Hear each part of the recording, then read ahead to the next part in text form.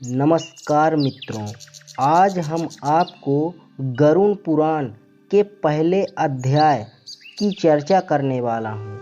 मित्रों, आज आपको हम यह अध्याय सुनाने वाला हूँ, तो आप अंत तक इस वीडियो में बने रहिएगा। ज़बरदस्त कहानी भी सुनने को मिलेगी। तो चलिए मित्रों, प्राचीन समय की बात है कि नैमिषारण्य क्षेत्र में शौनक आदि ऋषियों ने अनेक महर्षियों के साथ 7000 वर्ष पर्यंत चलने वाले यज्ञ को प्रारंभ किया था, जिससे उन्हें स्वर्ग की प्राप्ति हो सके। उस क्षेत्र में सूत जी पधारे, तब ऋषियों ने उनका बहुत आदर सत्कार किया, क्योंकि सूत जी पौराणिक कथा कहने में सिद्धहस्त थे और उन्होंने विभिन्न रूपों से अनुभव प्राप्त किया हुआ था। इसीलिए सारे ऋषियों ने उनसे कहा, आप हमें इस संसार, भगवान, यमलोक तथा दूसरे शुभ अशुभ कर्मों के बारे में बताइए, जिससे मनुष्य किस रूप को प्राप्त होता है। इसका ज्ञान हमें देने की कृपया करें। सूत जी ने कहा, इस संसार जगत के निर्माता भगवान श्री विष्णु हैं। वो जल में रहते हैं, इसलिए उनका नाम नारायण है। वह लक्ष्मी जी के पति हैं। भगवान विष्णु ने हर युग में भिन्न भिन्न अवतार धारण करके पृथ्वी पर जन्म लिया है, ताकि वह अधर्म का नाश कर सके और पृथ्वी की रक्षा कर सके। भगवान विष्णु ने राम का अवतार लिया और लंका के राजा रावण का वध करके अधर्म को खत्म किया। उन्होंने नरसिंह रूप में राजा हिरण्यकश्यप का वध करके भक्त प्रहलाद एवं दूसरे प्रजा की रक्षा की। भगवान विष्णु ने वराह रूप में भी अवतार लिया, ताकि पृथ्वी का उद्धार कर सके, और फिर मत्स्य रूप में अवतार लिया। वेद व्यास जी भगवान विष्णु के ही अंश हैं। वेद व्यास जी ने यह पुराणों की रचना की है। कहा जाता है कि एक सर्वोत्तम वृक्ष भगवान श्री विष्णु जी हैं। मित्रों, उसकी दृढ़ मूल धर्म है, उसकी शाखाएं वेद हैं। उस वृक्ष के फूल रूप में यज्ञ को माना गया है और फल के रूप में मोक्ष को माना गया है। वह सर्वोत्तम वृक्ष रूपी भगवान विष्णु ही सारे फल और मोक्ष को देते हैं। एक समय पर पार्वती जी ने भगवान शिव से पूछा था, आप खुद ही एक भगवान हैं, इस संसार के रचयिता हैं, तो आप किसका ध्यान करते रहते हैं? यह सुनकर भगवान शिव कहा, मैं देवों और ऋषियों का ध्यान करता हूँ। उसमें विष्णु ही श्रेष्ठ हैं। इस संसार में परम ब्रह्मा भगवान नारायण विष्णु हैं और उन्हीं का चिंतन करता हूँ। भगवान विष्णु ही अनेक रूप में अवतार लेने वाले परम ब्रह्मा हैं। भगवान विष्णु ही अनेक रूप में पृथ्वी पर अवतार लेकर अधर्म का नाश करके धर्म की स्थापना करते हैं। इस प्रकार भगवान शिव ने पार्वती जी को भगवान विष्णु की महिमा को बताई। तब ऋषियों को दूसरी बातें जानने की उत्सुकता हुई। ऋषियों ने सूत जी से कहा, हे प्रभु, आपने भगवान विष्णु के श्रेष्ठता के बारे में हमें जो भी ज्ञान दिया, वह अत्यंत भय मुक्त करने वाला ज्ञान है। इसके अतिरिक्त आप हमें यह बताइए कि इस सृष्टि में आने के बाद भोगने वाले दुख और कष्ट को नाश कैसे किया जाता है। कृपा करके इसका उपाय हमें बताइए। आपके पास इस लोक एवं परलोक के दुखों का निवारण करने का ज्ञान है। हे महर्षि, हम यह जानना चाहते हैं कि यमराज के मार्ग तक पहुँचने में मनुष्य को किस प्रकार की मुसीबतों का सामना करना पड़ता है। तब सूत जी ने कहा, एक समय पर गरुण जी ने भी ऐसा प्रश्न भगवान श्री विष्णु जी से किए थे। उस समय भगवान ने जो भी ज्ञान दिया था वह ज्ञान मैं आप लोगों को दूंगा। यम का मार्ग बहुत कष्ट वाला है, किंतु आप अगर अपने कल्याण के लिए यह जानना चाहते हैं तो मैं आप लोगों को इसके बारे में बताता हूँ। गरुण जी ने जब भगवान विष्णु से पूछा था कि आपके नाम की आराधना करना तो अत्यंत सरल है, आपकी भक्ति करके उपरांत भी मनुष्य नरक में क्यों जाता है प्रभु। आपकी भक्ति के भिन्न भिन्न मार्ग और गतियां हैं, फिर भी मनुष्य जब आपकी भक्ति से वंचित रह जाता है तो उसे यह दुर्गम मार्ग कैसे मिलता है और इसके लिए क्या कष्ट हो सकते हैं। पाप करने वाले पापियों की किस प्रकार की दुर्गति होती है और किस रूप में उनको नरक मिलता है, आप मुझे कृपा करके बताइए।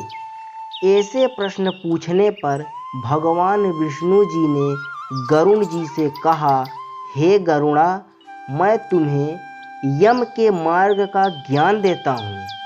इसी मार्ग से पापी लोग यम लोग को प्राप्त करते हैं। इसका वर्णन अत्यंत भयानक है। जो मनुष्य उग्र स्वभाव के होते हैं, धन और मर्यादा का ज्ञान जिसमें नहीं है, जिनको संसार में मोह माया है, वो मनुष्य अपवित्र होते हैं और वही नरक लोक में जाते हैं। दानवीर मनुष्य मोक्ष को प्राप्त करते हैं और पापी लोग कष्ट पूर्वक यम की पीड़ा भोगते हुए नरक में जाते हैं। दुष्ट और पापी लोगों को इस संसार में किस प्रकार के दुख मिलते हैं, उनकी मृत्यु किस प्रकार होती है, उनका ज्ञान मैं तुम्हें देता हूँ। इस संसार में जब मनुष्य जन्म लेता ही है, तब वह अपने पूर्व जन्म के कर्मों के हिसाब से इस जन्म में शुभ अशुभ भोगता है। बुरे कर्मों के प्रभाव से व्यक्ति को रोग हो जाता है। परेशानियां और रोग से पीड़ित वह व्यक्ति निराश हो जाता है। व्यक्ति कितना भी बलवान हो, युवावस्था में उसके पत्नी पुत्र होने के बावजूद वह अचानक से भयभीत होने लगता है। काल उसको घेर लेता है। वृद्धा अवस्था में व्यक्ति को मृतक के समान रहना पड़ता है। घर के लोगों के द्वारा अपमानित होता है और अपमानजनक आहार लेता है। आहार लेने की शक्ति कम हो जाती है और इसकी वजह से चलने फिरने की शक्ति भी कम हो जाती है। कफ के कारण स्वर्ग नलियां चल नहीं पाती, स्वास्थ्य बिगड़ने लगता है, खटिया पे पड़ा रहता है, मनुष्य के निकट आ जाता है। मनुष्य के निकट आने पर देवता जैसे मनुष्य की दृष्टि भी दिव्य हो जाती है। मरते समय पापी के पांचों तत्व अपने स्थान छोड़ देते हैं और उसका एक क्षण भी मुश्किल से बीतता है। मनुष्य को इतनी पीड़ा होती है जिसका बिच्छू के काटने में होती है। यमदूतों के भय से उनके मुंह से जाग और लार गिरने लगता है। ऐसे ही पापियों के प्राण जब निकलते हैं तब उनको यमदूत मिलते हैं। यमदूत के लाल नेत्र होते हैं और मुख भयानक होता है। उस समय यमदूत अत्यंत क्रोधित होते हैं और उनके हाथ में पाश और दंड होता है और वह दांत को पीसते हैं। उनके मुख काले और नख विशाल होते हैं। उनको देखकर प्राणी भयभीत होकर मलमूत्र का त्याग करने लगता है। ऐसी अवस्था में जीव शरीर से निकल जाता ही है और मोह में अपने घर को देखता है और उसी समय यमदूत उसे पकड़ लेते हैं। यमदूत उसे गले में रस्सी बांधकर ऐसे ले जाते हैं जैसे गुनहगार को सिपाही राजा के पास ले जाते हैं। वे यमदूत मनुष्य को मार्ग में नरक के भयानक दुख और तकलीफों के बारे में बताते हैं और धमकियां भी देते हैं। यमदूतों की ऐसी कठोर वाणी को सुनता है और तड़पता है। भय से तड़पता वह मनुष्य अपने पापों को याद करते हुए उस मार्ग से जाता है। कुत्ते मार्ग में उसे काटते हैं। उस मार्ग में उसे खाने को खाना और पानी नहीं मिलता। सूर्य की तेजी गर्मी में चलना पड़ता है। यमदूत उसे मार्ग में कूड़े मारता है और घसीट कर ले जाते हैं। इस प्रकार अत्यंत पीड़ा रहकर वह अंधकारमय यमलोक में पहुंच जाता है। वहां उसे उसके पापों का फल मिलता है। यमराज उसे घोर नरक की यातना देकर फिर से मनुष्य लोक में भेजते हैं। अपने पुत्रों द्वारा किए गए पिंड और दान को वह जीव खाता है, पर फिर भी पापी जीव होने के कारण उसकी तृप्ति नहीं हो पाती। जिस मनुष्य का पिंडदान नहीं होता वह प्रेत योनि में रहकर निर्जन वन में दुखपूर्वक भ्रमण करते हैं। यम की यातना भोग बिना जीव को मनुष्य के रूप में जन्म नहीं मिलता और वह अन्य योनियों में भटकता रहता है। उस पिंड के रोज 4 भाग होते हैं। उसमें से 2 भाग पंचभूतों को, 1 भाग यमदूतों को और 1 भाग उस जीव को खाने को मिलता है। ऐसे 9 दिन तक पिंडदान करते ही हैं और वे लोग खाते हैं। जब मनुष्य का शरीर जलाते हैं उसके बाद उनके पुत्र को पिंडदान 9 दिन तक करते हैं।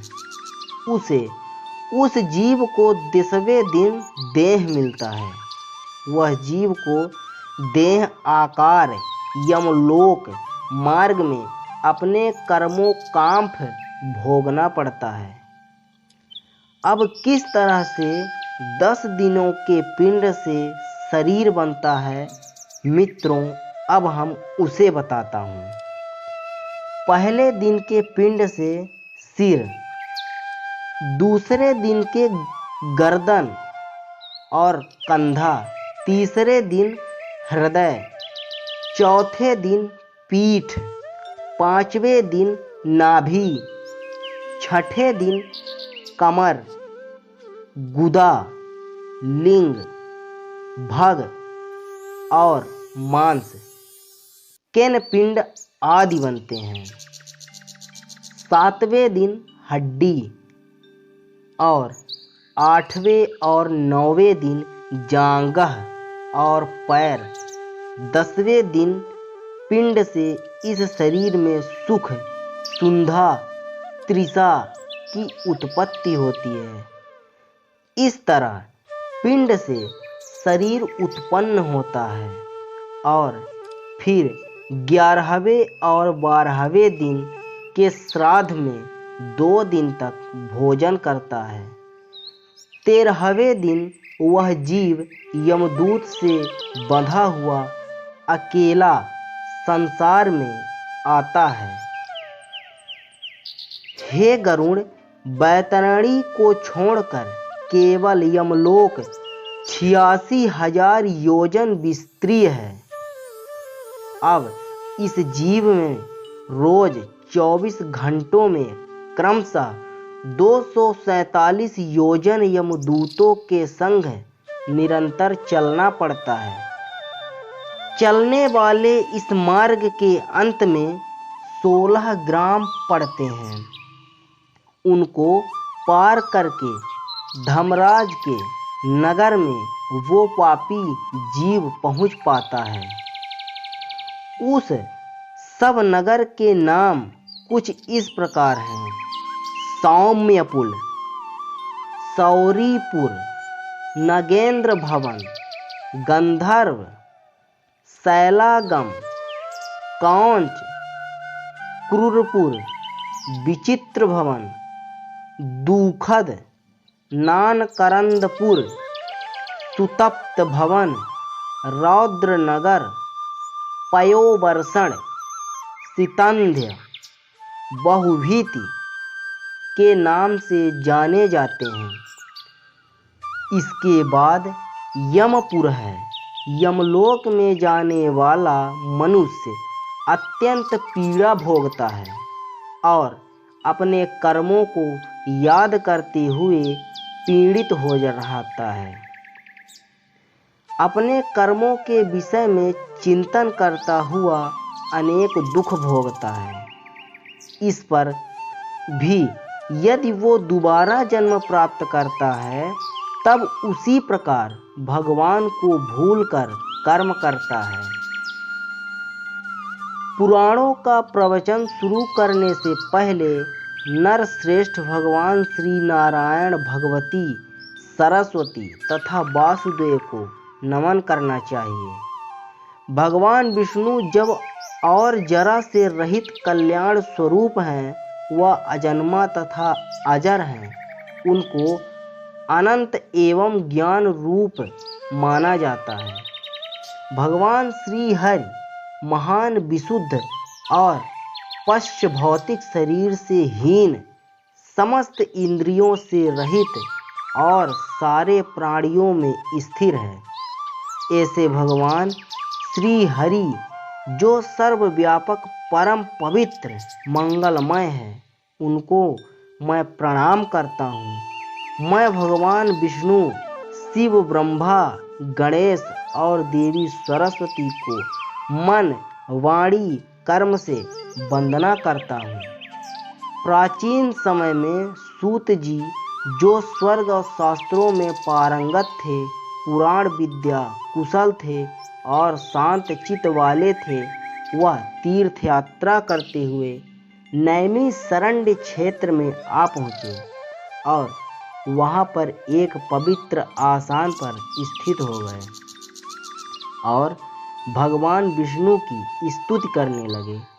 नैमिषारण्यवासी शौनक और अन्य ऋषियों ने उनको ऐसे देख उनके दर्शन, पूजा और स्तुति की और उनको बोला, हे सूत जी, आप सर्वज्ञानी हैं, अतः आप हमें बताइए कि देवताओं में सर्वश्रेष्ठ कौन है। ईश्वर कौन है, किसकी पूजा कर सकते हैं, किस देव का ध्यान करना चाहिए, इस सृष्टि के रचयिता कौन है, धर्म परिवर्तन कैसे होता है, दुष्टों का विनाश करता है, देव का स्वरूप क्या है, जगत की रचना किस प्रकार हुई, देव संतुष्ट कैसे होते हैं, उनकी प्राप्ति का योग मार्ग क्या है, उनके अवतार कितने हैं और उनकी वंश परंपरा कैसी है, यह सब के विषय में आप हमें कृपया करके ज्ञान दें और भगवान नारायण की उत्तम कथाओं के बारे में बताएं। सूत जी बोले, हे महर्षियों, भगवान नारायण की कथाएं परिपूर्ण ऐसे गरुड़ पुराण के विषय में मैं आपको बताता हूँ। पूर्व काल में श्री गरुड़ जी ने इस पुराण को कश्यप ऋषि को सुनाया था और मुझे इस पुराण का ज्ञान व्यास जी ने दिया था। देवों में सर्वश्रेष्ठ भगवान विष्णु ही हैं। उनको ही परम ब्रह्मा तथा परमात्मा माना गया है। जगत के रचयिता वही हैं। वे जन्म के मरण से रहित होकर भी इस संसार की रक्षा के लिए भिन्न भिन्न अवतार धारण करते हैं। भगवान विष्णु का पहला अवतार सनत कुमार के रूप में हुआ था। इस अवतार में उन्होंने कठोर एवं अखंड ब्रह्मचर्य का पालन किया था। दूसरे अवतार में उन्होंने संसार की रक्षा के लिए 12 शरीर को धारण किया था। तीसरे अवतार में उन्होंने देवर्षि नारद का रूप धारण किया था और निष्काम कर्म के प्रवर्तन के लिए सात्वत तंत्र का विस्तार किया था। चौथे अवतार में उन्होंने नर नारायण रूप में कठोर तपस्या की और देवताओं और असुरों ने उनकी पूजा की। पांचवें अवतार में प्रभु ने काल के प्रभाव से लुप्त हो चुके सांख्य शास्त्र की शिक्षा देने के लिए कपिल नाम से अवतार धारण किया। छठे अवतार में भगवान ने महर्षि अत्रि और अनसुईया के पुत्र दत्तात्रेय के रूप में अवतार लिया और राजा अलर्क तथा प्रहलाद को ब्रह्म ज्ञान दिया। सातवें अवतार में भगवान रुचि प्रजापति तथा आकृति के पुत्र यज्ञदेव के नाम से प्रकट हुए और इंद्र तथा अन्य देवगणों के नाम मिलकर यज्ञ का अनुष्ठान किया। आठवें अवतार में प्रभु ने नाभि तथा मरुदेवी के पुत्र ऋषभ देव के रूप में अवतार लिया और नारियों के आदर्श मार्ग का निदर्शन किया। सभी आश्रमों द्वारा यह गृहस्थाश्रम नमस्कृत है। नौवें अवतार में भगवान श्री हरि ने पृथु का रूप धारण करके महाऔषधियों का दोहन किया और प्रजा की रक्षा की। 10वें अवतार में प्रभु ने मत्स्यावतार धारण किया। इस अवतार में उन्होंने मनवंतर के बाद आने वाले प्रलय काल में वैवस्वत मन को रूठी रूपी नौका में बिठाकर सुरक्षा प्रदान की। 11वें अवतार में भगवान ने देवों और दानवों के समुद्र मंथन से प्रभावित होकर कूर्म रूप धारण किया और इस रूप में उन्होंने मंदराचल पर्वत को अपनी पीठ पर धारण किया। 12वें अवतार में उन्होंने धनवंतरी का रूप लिया और 13वें अवतार ने मोहिनी का रूप लिया। स्त्री रूप में अवतार लेके उन्होंने दैत्यों को मुग्ध करके देवताओं को अमृतपान कराया।